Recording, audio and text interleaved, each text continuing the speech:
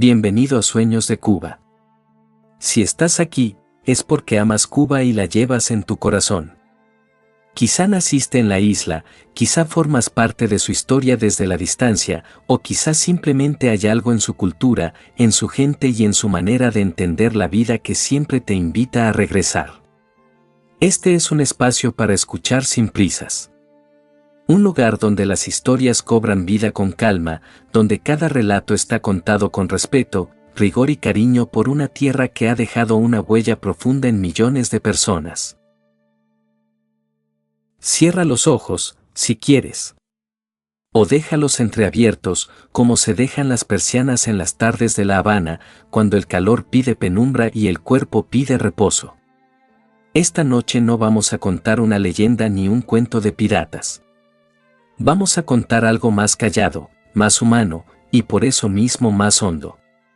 La historia de miles de personas que, en apenas 3 años, decidieron, o se vieron obligadas a decidir, dejarlo todo atrás. Una casa. Un consultorio. Un ingenio azucarero heredado de los abuelos. Una plaza en la universidad. Un balcón con vista al malecón. Todo eso, guardado de golpe en una maleta pequeña, de esas que en Cuba llamaban de mano, porque no se podía llevar más. Voy a acompañarte, despacio, por los años que van de 1959 a 1962. No hace falta que te quedes despierto para el final. De hecho, te invito a lo contrario. Deja que mi voz te lleve, como una brisa de la costa norte, hacia ese sueño profundo que a veces cuesta tanto encontrar. Empecemos, entonces, por el principio. Por la Cuba que existía justo antes de que todo cambiara. Para entender un adiós, primero hay que entender la casa que se abandona. La Cuba de finales de los años 50 era una isla de contrastes muy marcados. La Habana brillaba con una vida nocturna que se codeaba con Nueva York. Casinos iluminados hasta el amanecer. Cabarets con orquestas que no paraban de tocar. Hoteles de mármol donde se alojaban artistas, empresarios y turistas venidos de todas partes. Y, sin embargo, a pocos kilómetros de esa opulencia, el campo cubano vivía otra realidad completamente distinta. Bohíos de guano y madera. Familias que trabajaban la caña de sol a sol.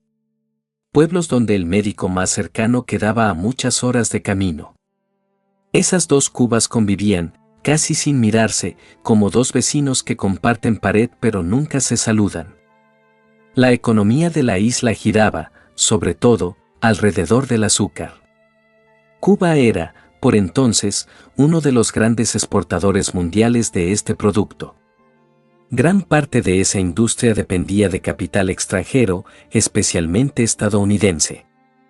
Y eso hacía que la vida económica cubana estuviera profundamente entrelazada con Washington, con sus empresas, con sus intereses. En las ciudades existía además una clase media urbana notable para la región. Médicos, abogados, maestros, ingenieros, tenderos, empleados de banca. Gente que vivía, como se dice en la isla, resolviendo, pero con cierta estabilidad y ciertas expectativas de progreso. Y estaba, también, una élite económica poderosa. Propietarios de ingenios. Grandes comerciantes. Directivos de empresas extranjeras. Familias con apellidos que llevaban generaciones sosteniendo el poder económico del país. Políticamente, el ambiente llevaba años enrarecido. El gobierno de Fulgencio Batista, instaurado tras un golpe de Estado en 1952, se había vuelto cada vez más autoritario, más corrupto, más alejado de buena parte de la población. La represión contra la oposición era dura. La censura, frecuente. Y la desigualdad social, cada vez más visible para quienes se atrevían a mirarla de frente. En ese ambiente de fatiga generalizada, un joven abogado llamado Fidel Castro, junto a un grupo de guerrilleros, había sostenido durante años una lucha armada desde las montañas de Sierra Maestra. Muchos cubanos, cansados del batistato, empezaron a ver en ese movimiento una esperanza de cambio. No todos, claro, pero sí una parte muy amplia y muy diversa de la sociedad. Y así llegamos al último día de 1958. La noche del 31 de diciembre de 1958, mientras muchas familias cubanas celebraban el fin de año con la radio encendida, Fulgencio Batista tomó una decisión que cambiaría el rumbo de la isla para siempre. Huyó del país, de madrugada, rumbo a República Dominicana. Al amanecer del 1 de enero de 1959, la noticia corrió como pólvora por toda Cuba. En las calles, hubo júbilo. Hubo abrazos entre desconocidos. Hubo caravanas, banderas, claxones sonando sin parar.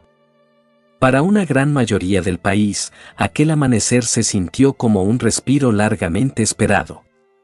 Pocos días después, Fidel Castro entró en La Habana al frente de una caravana que recorrió la isla de oriente a occidente. Miles de personas salieron a recibirlo. Era, para muchos, el inicio de una nueva era.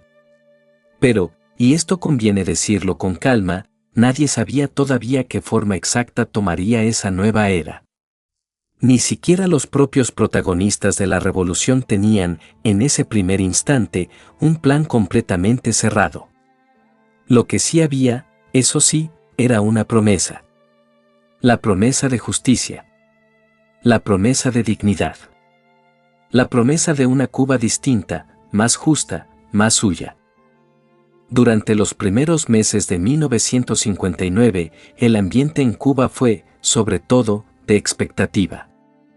Se hablaba de elecciones futuras. Se hablaba de reformas moderadas. Había, todavía, cierto margen para pensar que el cambio sería gradual, ordenado, casi previsible. Pero pronto llegaron señales que inquietaron a sectores muy concretos del país. Comenzaron los juicios revolucionarios contra antiguos militares y funcionarios del batistato, acusados de crímenes durante la dictadura. Algunos de esos procesos fueron, para muchos observadores extranjeros, sumamente expeditivos. Empezaron también las primeras intervenciones sobre empresas y propiedades vinculadas al antiguo poder. Y, en mayo de ese mismo año, se aprobó la Ley de Reforma Agraria. Esta ley limitaba drásticamente el tamaño de las propiedades rurales y afectaba de lleno a los grandes terratenientes, muchos de ellos vinculados al viejo orden económico. Para un pequeño agricultor, la reforma podía ser una bendición largamente esperada. Para un gran propietario, en cambio, era el principio del fin de un patrimonio construido durante generaciones. Y aquí conviene detenerse en algo que pocas veces se cuenta con matiz. Los primeros en marcharse de Cuba no fueron, en su mayoría, personas comunes asustadas por rumores vagos. Fueron, sobre todo, quienes tenían algo muy concreto que perder. Propietarios de ingenios azucareros. Empresarios con negocios afectados por las nuevas leyes. Altos cargos del gobierno derrocado. Militares del antiguo ejército, temerosos de represalias. Como se dice en la isla, cuando el río suena, agua lleva. Y el río, en 1959, ya empezaba a sonar fuerte para ciertos oídos. Si tuviéramos que dibujar, con cuidado y sin caricatura, el perfil de quienes protagonizaron esta primera oleada, veríamos un mosaico bastante concreto. Salieron empresarios y propietarios de grandes fincas. Salieron directivos de compañías extranjeras, sobre todo estadounidenses, que veían peligrar sus negocios en la isla. Salieron oficiales y soldados del antiguo ejército. Y salieron, también, muchísimos profesionales de clase media alta. Médicos que habían levantado consultas prósperas. Abogados con despachos consolidados.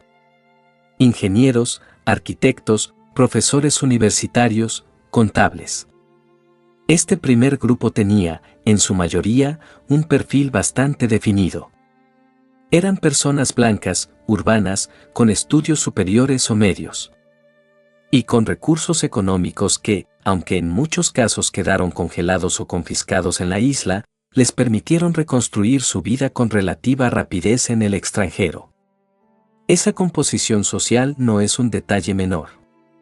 Explica, en gran parte, por qué el exilio cubano de Miami se convirtió, en poco tiempo, en una comunidad con enorme capacidad de organización, de creación de negocios y de influencia política. No partían de cero en cuanto a formación o experiencia profesional. Aunque sí partían de cero, muchas veces, en cuanto a patrimonio material. Imagina, por un momento, a un médico habanero de unos 40 años. Con consulta propia, casa en el Vedado, 2 hijos en un buen colegio. De un día para otro, decide que ya no puede esperar más. Empaqueta lo que cabe en 2 maletas, y con su familia toma un vuelo hacia Miami, convencido de que regresará en unos meses. Esa escena, con pequeñas variaciones, se repitió miles de veces entre 1959 y 1962. Con el paso de los meses, sobre todo entrando ya en 1961 y 1962, el perfil se amplía. Ya no son solo los grandes propietarios. Empiezan a salir empleados de comercio, técnicos, pequeños negociantes, maestros de escuela. Familias enteras de clase media que, sin ser parte de la élite, sienten que el país cambia a un ritmo que ya no reconocen. Si 1959 fue el año de la esperanza y las primeras dudas, 1960 fue el año en que la polarización se hizo evidente para todo el mundo. El gobierno revolucionario profundizó sus reformas. Se nacionalizaron refinerías de petróleo, cuando ésta se negaron a procesar crudo soviético. Se nacionalizaron después bancos, ingenios azucareros y grandes empresas comerciales, muchas de ellas de capital estadounidense. Washington respondió con sanciones económicas y con un progresivo endurecimiento de su postura hacia La Habana. En la isla, mientras tanto, se crearon los comités de defensa de la revolución, pensados como estructuras de vigilancia y organización vecinal. Para muchos cubanos, estos comités representaban solidaridad y participación popular. Para otros, en cambio, simbolizaban la sensación de estar siendo observados hasta en el patio de la propia casa. Esa sensación, real o exagerada según el testimonio, empujó a muchas familias a acelerar una decisión que llevaban meses posponiendo. También en 1960 se intensificó la tensión con la Iglesia Católica, que veía con recelo el rumbo marxista cada vez más explícito del proceso. Varios sacerdotes y religiosos, algunos de origen extranjero, fueron expulsados o decidieron marcharse por su cuenta. Ese ambiente de tensión religiosa alimentó, en muchos hogares católicos, el temor a perder la libertad de educar a los hijos según sus propias creencias. Fue, precisamente, uno de los rumores más extendidos de la época. Se decía que el Estado terminaría por quitar la patria potestad a los padres. Se decía que los niños serían enviados a la Unión Soviética para su formación ideológica. Ninguno de esos rumores llegó a cumplirse en la forma exacta en que se temía. Pero el miedo, como veremos más adelante, no necesita que un rumor sea cierto para transformar por completo la vida de una familia. Hay una palabra que aparece, una y otra vez, detrás de cada testimonio de esta época. Miedo. No hablamos de un temor abstracto a una idea política lejana. Hablamos de temores muy concretos, muy cotidianos, muy pequeños en apariencia y enormes en su efecto. Miedo a perder la casa. Miedo a que el negocio familiar, levantado durante generaciones, fuera nacionalizado de la noche a la mañana. Miedo a que los hijos crecieran en un sistema educativo que muchos padres ya no reconocían como propio. Miedo, en algunos casos, a ser señalado, denunciado, o simplemente a quedar del lado equivocado de una historia que avanzaba muy rápido. A esto se sumó un ambiente de rumores constantes que corrían de boca en boca, de cola del pan en cola del pan, de barrio en barrio. Se hablaba de futuras confiscaciones generalizadas. Se hablaba de un cierre total e inminente de fronteras. Se hablaba de listas negras que, según se decía, ya circulaban en algunas oficinas del gobierno. Algunos de esos rumores tenían base real. Otros se alimentaban del miedo mismo, en una espiral donde el temor generaba más temor y el temor, a su vez, generaba más rumores. Como bien saben los cubanos, no hay mal que por bien no venga. Pero también es cierto que, en aquellos años, muchos sintieron que el bien tardaba demasiado en llegar. Y que era mejor no esperar a ver cómo se ponía la cosa. Conviene decirlo con honestidad y sin simplificar. No toda la emigración respondió únicamente al miedo político. Hubo también cálculo económico, como proteger el capital o mantener negocios en marcha desde fuera. Hubo desacuerdo ideológico genuino y profundo. Y hubo, sencillamente, quienes no se sentían representados por el rumbo que tomaba la revolución. El miedo fue el motor más visible. Pero no fue, ni mucho menos, el único. En abril de 1961, un episodio militar marcó un antes y un después en la relación entre Cuba y Estados Unidos, y también en el ánimo de miles de familias que aún dudaban sobre si quedarse o partir.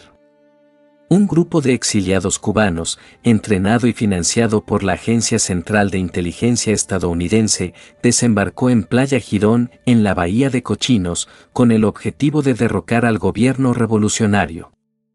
La operación fracasó en apenas 3 días. Las fuerzas cubanas, dirigidas personalmente por Fidel Castro, repelieron el desembarco y capturaron a buena parte de los invasores. Este episodio tuvo varias consecuencias directas sobre la ola migratoria que estamos contando. Por un lado, radicalizó al gobierno cubano, que a partir de entonces declaró abiertamente el carácter socialista de la revolución. Por otro lado, endureció enormemente el clima interno. Se produjeron detenciones masivas y preventivas de personas sospechosas de colaborar con la invasión o de simpatizar con ella. Muchas familias que aún dudaban entendieron, en esos días de abril, que el margen para una convivencia pacífica con el nuevo orden se estrechaba cada vez más. Y muchas más decidieron, en las semanas siguientes, acelerar su salida. Durante los 2 primeros años del proceso, salir de Cuba fue, en términos generales, relativamente accesible. Existían vuelos comerciales regulares entre La Habana y Miami. La embajada estadounidense en la capital, así como el consulado en Santiago de Cuba, seguían tramitando visados con cierta normalidad. Pero el 3 de enero de 1961, apenas unos meses antes de Bahía de Cochinos, Estados Unidos rompió relaciones diplomáticas con el gobierno cubano. Fue un punto de inflexión decisivo. A partir de ese momento, los trámites migratorios se volvieron más complicados, más lentos, más inciertos. La isla y el continente empezaron a mirarse, ya de forma abierta y oficial, como enemigos en el gran tablero de la Guerra Fría. Aún así, durante 1961 y buena parte de 1962, miles de cubanos siguieron consiguiendo salir por vía aérea, a través de gestiones consulares indirectas y de la mediación de terceros países, especialmente México. El golpe final llegó en octubre de 1962 con la crisis de los misiles. En aquellos días de tensión extrema que pusieron al mundo entero al borde de un conflicto nuclear, los vuelos comerciales directos entre ambos países quedaron suspendidos. De un día para otro, la vía aérea, la más simple, la más humana, la que permitía a una familia sentarse en un avión y llegar en menos de 1 hora a Miami, quedó cerrada. Lo que antes era un viaje se convirtió, casi de la noche a la mañana, en una travesía incierta. A partir de ese cierre, quienes querían salir tuvieron que buscar rutas alternativas. Terceros países, como México o España, que servían de escala obligada. Gestiones diplomáticas complejas y prolongadas. Embarcaciones improvisadas, muchas veces peligrosas, que cruzaban el estrecho de la Florida con la esperanza como único seguro. y mecanismos humanitarios que Estados Unidos fue habilitando poco a poco, conforme la magnitud del fenómeno se hacía innegable. La primera ola, que había comenzado como una salida más o menos ordenada, terminaba convertida en un proceso mucho más azaroso. Y llegamos, ahora, a uno de los capítulos más delicados de esta historia. Te pido que lo escuches con calma, como quien escucha algo que duele un poco, pero que merece ser recordado con respeto. Entre diciembre de 1960 y octubre de 1962, más de 14,000 niños y niñas cubanos llegaron solos a Estados Unidos, sin sus padres. Este proceso se conoció, con el tiempo, como la Operación Peter Pan. Detrás de esta cifra hay miles de decisiones desgarradoras. Decisiones tomadas por padres que, movidos por el miedo, y muchas veces alimentados por rumores sobre la pérdida de la patria potestad o sobre un futuro cierre total de fronteras, prefirieron enviar a sus hijos por delante. Confiaban en volver a reunirse con ellos pronto. Muchos de esos niños fueron recibidos por familiares que ya estaban en Estados Unidos. Otros llegaron a hogares de acogida, a internados religiosos, a familias voluntarias que abrieron sus puertas sin conocerlos de nada. Imagina, por un instante, a una niña de 8 años subiendo sola a un avión en el aeropuerto de Rancho Boyeros. Con una etiqueta al cuello, como si fuera equipaje, y un peluche pequeño apretado contra el pecho. Sus padres, del otro lado del cristal, despidiéndola con una sonrisa forzada, para que ella no viera el miedo que sentían. Esa escena, con pequeñas variaciones, se repitió miles de veces durante aquellos meses. Algunos niños se reencontraron con sus padres meses después. Otros tardaron años en volver a verlos. Y algunos, lamentablemente, no volvieron a reunirse nunca más, o lo hicieron ya de adultos, después de una separación que marcó toda una vida. Es un episodio que, con el paso de las décadas, se ha mirado con distintas lecturas. Para unos, un acto de amor desesperado por proteger a los hijos.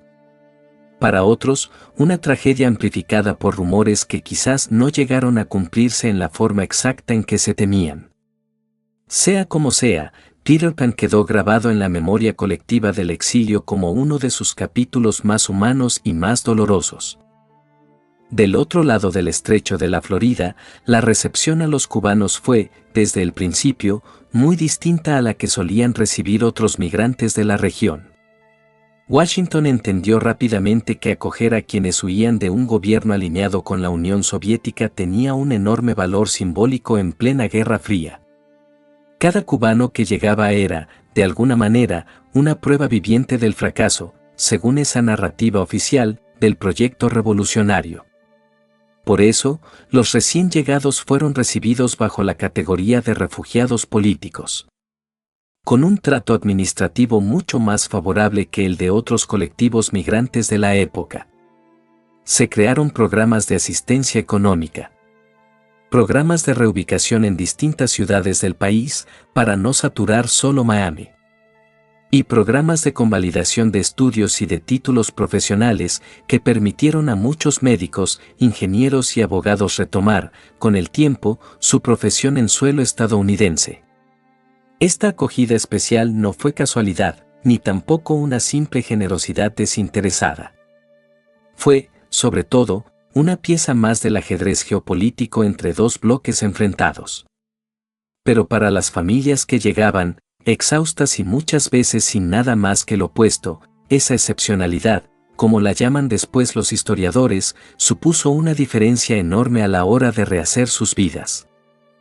Detengámonos un momento en los números. No para memorizarlos, sino para dimensionar, con calma, la magnitud de lo que estamos contando. Antes de 1959, residían en Estados Unidos algo más de 60,000 cubanos. Muchos de ellos vinculados a oleadas migratorias anteriores, de carácter más económico y menos político. Entre 1959 y octubre de 1962, esa cifra se multiplicó de forma vertiginosa. Llegaron a Estados Unidos, en ese periodo, alrededor de 248.000 cubanos. Algunas fuentes, al sumar los 3 primeros años completos del proceso, hablan de una cifra cercana a los 300.000. De ellos, como ya mencionamos, más de 14.000 eran niños que viajaron solos dentro de la operación Peter Pan. Conviene aclarar algo, con la calma de quien explica y no de quien discute. Estas cifras varían ligeramente según la fuente. Porque unas contabilizan salidas desde Cuba. Otras, admisiones legales ya en territorio estadounidense. Otras, registros de refugiados ya asentados y reconocidos como tales. Y otras incluyen a quienes llegaron después de pasar primero por un tercer país, como México o España. No son contradicciones que deban alarmarte. Son, simplemente, distintas formas de medir un mismo fenómeno humano. Toda salida masiva de población deja, en el país de origen, un vacío. Y en el caso cubano, ese vacío tuvo un nombre muy concreto. Capital humano. Se fueron médicos que atendían hospitales enteros. Se fueron ingenieros que mantenían en marcha industrias completas. Se fueron abogados, profesores universitarios, administradores, técnicos especializados. Se fueron empresarios que conocían al detalle el funcionamiento de sectores productivos clave para el país. Una parte importante de la clase dirigente económica y profesional de Cuba abandonó la isla en apenas 36 meses. Esa pérdida tuvo un efecto doble, casi paradójico. Por un lado, debilitó determinados sectores productivos y de servicios que tardaron años en recomponerse con nuevos cuadros formados ya bajo el sistema revolucionario. Por otro lado, y esto lo señalan varios historiadores, la salida de los sectores más críticos con la revolución permitió al nuevo gobierno consolidar su poder interno con menos resistencia organizada. El exilio se convirtió, casi sin proponérselo, en una válvula de escape para las tensiones internas del proceso revolucionario. Y hubo, además, un efecto simbólico profundo.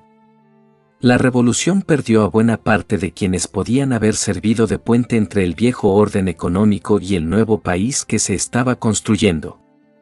Ese puente, una vez roto, tardaría generaciones en repararse. Si es que alguna vez llegó a repararse del todo. Al otro lado del mar, mientras tanto, una ciudad empezaba a transformarse para siempre. Miami, hasta finales de los años 50, era una ciudad de veraneo. De jubilados, de playas tranquilas, de un ritmo de vida bastante pausado. La llegada masiva de cubanos, sobre todo de ese primer contingente con formación profesional y capacidad económica, cambió el rostro de la ciudad de forma acelerada. Se abrieron negocios cubanos, pequeños al principio, más grandes con el paso de los años. Se fundaron periódicos en español. Se crearon escuelas, parroquias, asociaciones profesionales, cámaras de comercio. La llamada Pequeña Habana empezó a tomar forma como un barrio donde el español, el aroma del café colado y las costumbres de la isla se replicaban, casi como un espejo, a pocos kilómetros de las costas cubanas. Muchos de estos primeros exiliados llegaron pensando que su estancia sería breve. Esto no dura, se decían unos a otros. Convencidos de que el gobierno revolucionario caería pronto y de que podrían regresar en cuestión de meses. Por eso, en un principio, muchos ni siquiera desempacaron del todo. Guardaban las maletas cerradas, o casi, por si las moscas, como se dice en la isla. Pero los meses se convirtieron en años. Y los años, para muchos, se convirtieron en el resto de sus vidas. Con el tiempo, esa comunidad no solo transformó la vida cotidiana de Miami. También su economía, su política local y, más adelante, su peso en la política nacional estadounidense. Lo que empezó como un refugio temporal terminó siendo una de las diásporas más influyentes de todo el continente americano. Con tantas personas llegando bajo estatus migratorios provisionales, se hacía necesaria una solución legal duradera. Muchos habían entrado como payrolls, es decir, admitidos de forma humanitaria pero sin una vía clara hacia la residencia permanente. Esa solución llegó en 1966, ya cerrada esta primera ola, pero como consecuencia directa de ella. Con la aprobación de la Ley de Ajuste Cubano.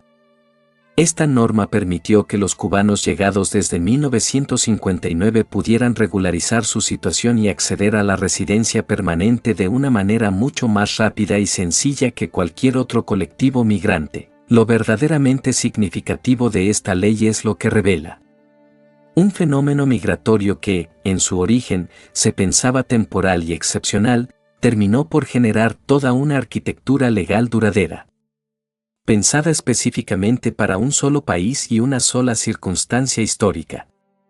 Pocas veces, en la historia migratoria de Estados Unidos, un grupo nacional recibió un trato tan singular y tan sostenido en el tiempo. Esa excepcionalidad cubana, como la llaman los especialistas, no nació de la nada. Nació precisamente de aquellos primeros años. De aquella primera ola de miedo, de urgencia y de esperanza que estamos recorriendo esta noche. La crisis de los misiles cerró, de forma práctica, esta primera etapa del éxodo cubano. Pero no cerró, ni mucho menos, la historia migratoria entre la isla y Estados Unidos. Durante los años siguientes, miles de familias siguieron intentando salir por vías cada vez más limitadas. Y en 1965, el propio gobierno cubano abrió el puerto de Camarioca, permitiendo que embarcaciones llegadas desde Florida recogieran a quienes desearan marcharse.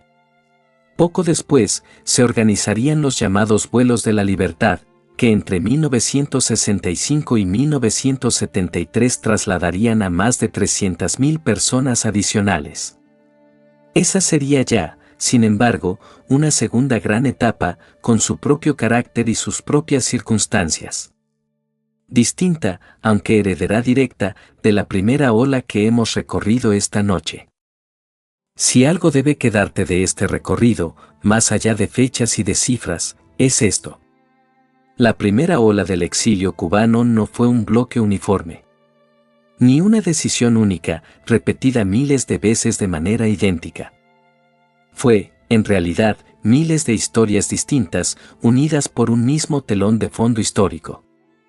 Estuvo la familia que se fue en enero de 1959, casi antes de que nadie supiera bien qué pasaría, por puro instinto de supervivencia frente a un cambio que se veía venir.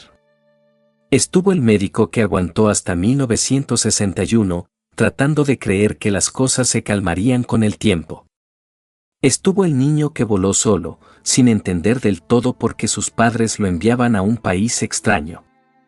Estuvo el empresario que perdió, de un plumazo, lo que su familia había construido durante generaciones.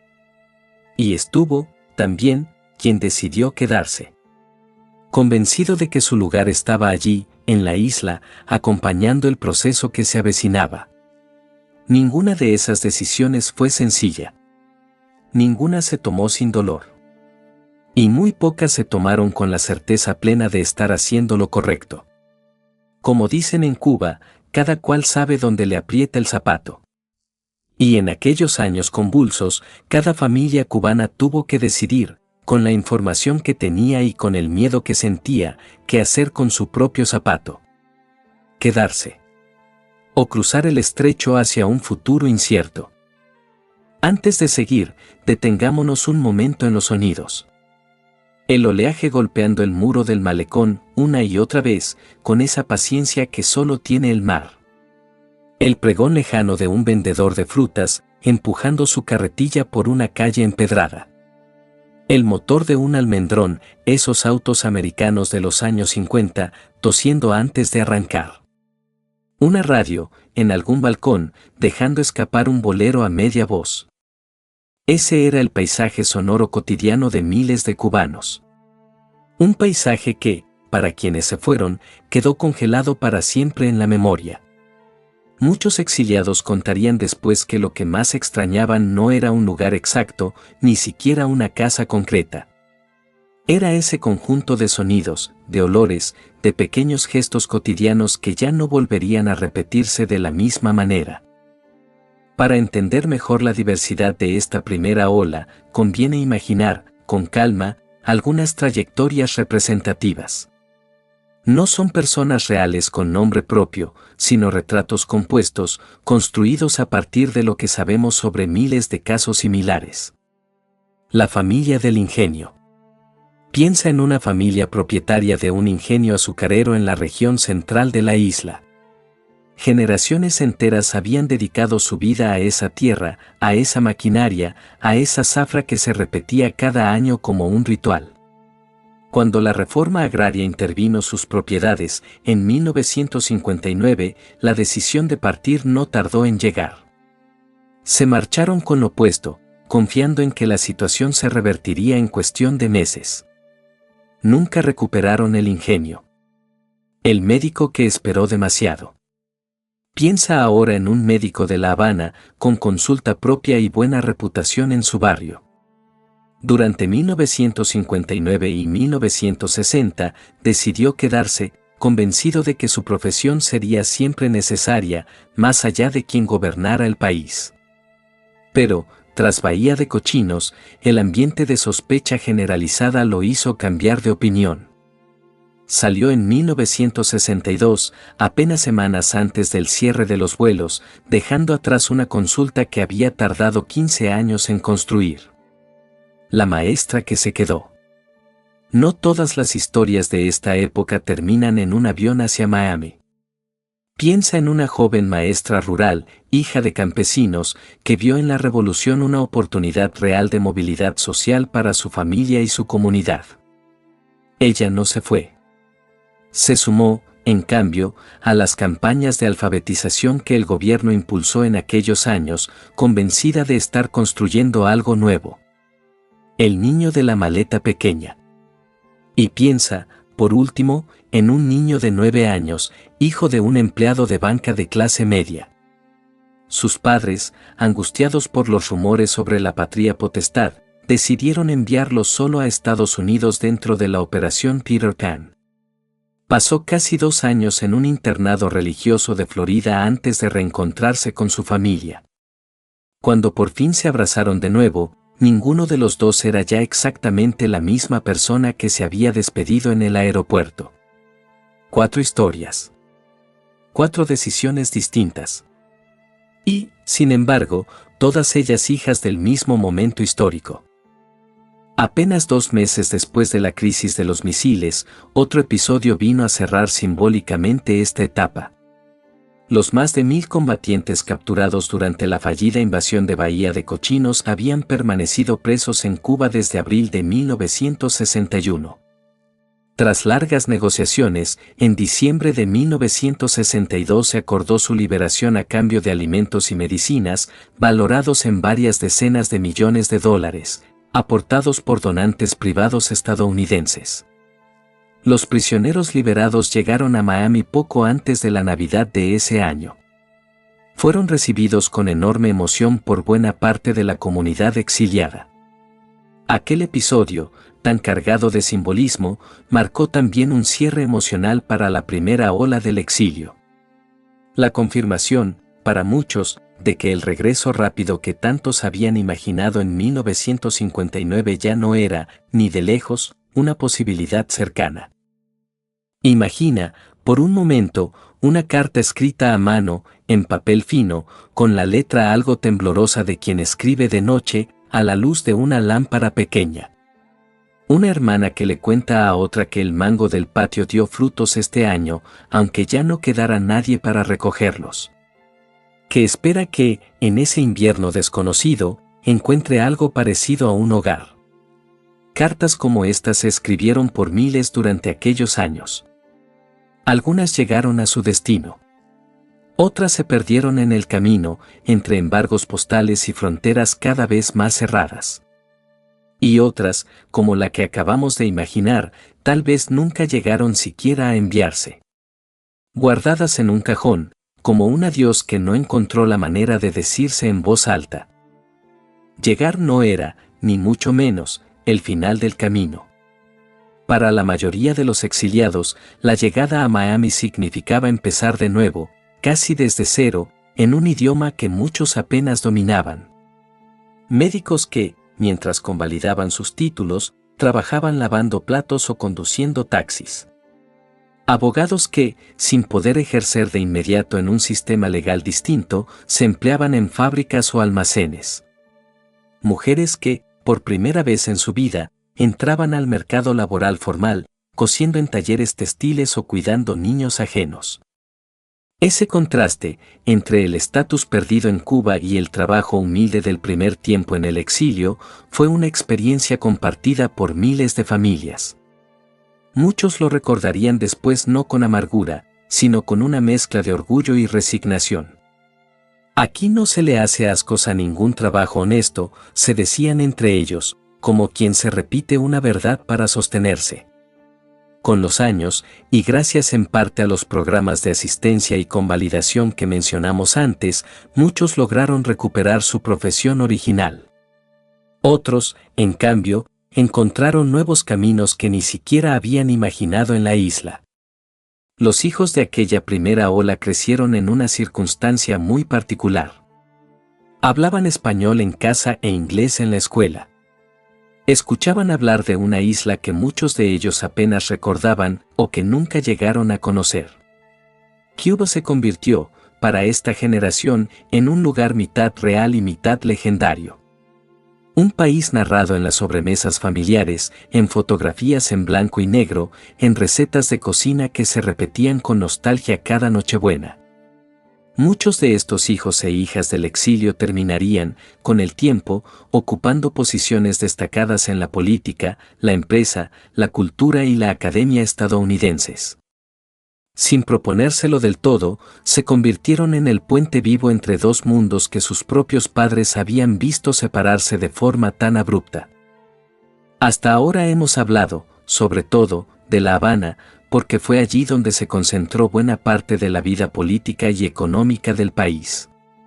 Pero la primera ola del exilio no fue solo un fenómeno habanero.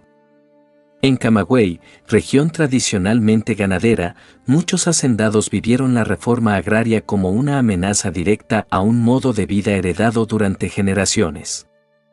En Oriente, cuna de la propia revolución, la salida fue más tardía y más minoritaria, precisamente porque allí el respaldo popular al proceso era, en términos generales, más amplio.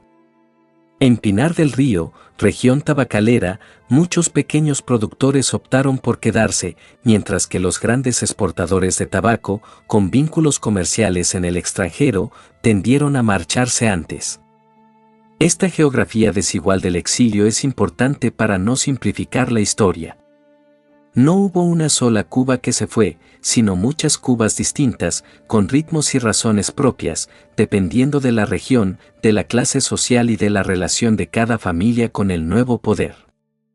En aquellos años, la información viajaba de una forma muy distinta a la actual. No había televisión por cable, ni redes sociales, ni mensajes instantáneos. Había radio. Y la radio, en aquel contexto de Guerra Fría, se convirtió en un campo de batalla propio. Emisoras financiadas desde Estados Unidos, como la conocida Radio Swan, transmitían programas dirigidos a la población cubana, mezclando información, opinión y una notable carga propagandística. El gobierno cubano, por su parte, respondía con su propia maquinaria de radio y prensa, defendiendo cada medida revolucionaria como un paso necesario hacia la soberanía nacional. Entre ambos relatos, la población cubana debía formarse su propio criterio, muchas veces con información incompleta, contradictoria o directamente manipulada. Los rumores que ya mencionamos, sobre la patria potestad, sobre confiscaciones masivas, sobre un cierre repentino de fronteras, encontraron en ese ecosistema mediático un terreno perfecto para propagarse. Como se dice en Cuba, en boca cerrada no entran moscas, pero en aquellos años, las bocas rara vez permanecían cerradas. Se hablaba en las colas del pan, en las paradas de guagua, en las barberías, en las iglesias, en cada rincón donde 2 o 3 cubanos coincidieran unos minutos. Imagina, por un momento, un patio interior en una casa del Vedado. Un framboyán enorme, de flores rojas, dando sombra sobre un piso de mosaico ya algo desgastado. Una mecedora de mimbre, quieta, sin nadie que la ocupe. Un perro viejo, echado junto a la puerta, esperando a unos dueños que ya no volverán a cruzar ese umbral. Casas así hubo por toda la isla. Casas que, de un día para otro, quedaron habitadas solo por el eco de quienes ya no estaban. Algunas fueron ocupadas después por otras familias. Otras permanecieron cerradas durante años, como monumentos silenciosos a una vida interrumpida. Conviene dedicar un espacio propio a un protagonismo que, muchas veces, la historia oficial ha dejado en un segundo plano. El de las mujeres cubanas de esta primera ola. Fueron ellas, en muchísimos casos, quienes sostuvieron la logística invisible del exilio. Quienes organizaron los papeles, las maletas, los horarios de los vuelos, el cuidado de los niños durante la espera en los aeropuertos. Quienes, ya en Miami, entraron al mercado laboral por primera vez en su vida, muchas veces en condiciones muy distintas a las que habían conocido en Cuba.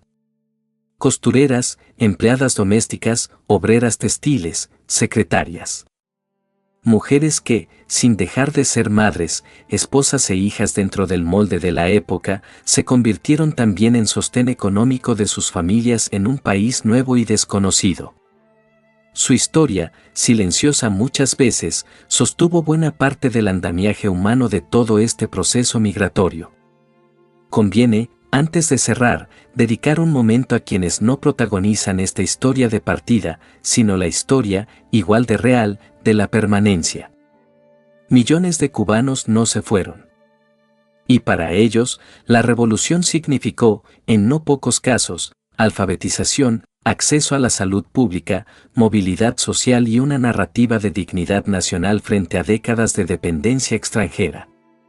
Esa Cuba que se quedó vivió, también, la partida de vecinos, de compañeros de colegio, de familiares cercanos, con una mezcla de sentimientos que rara vez fue simple.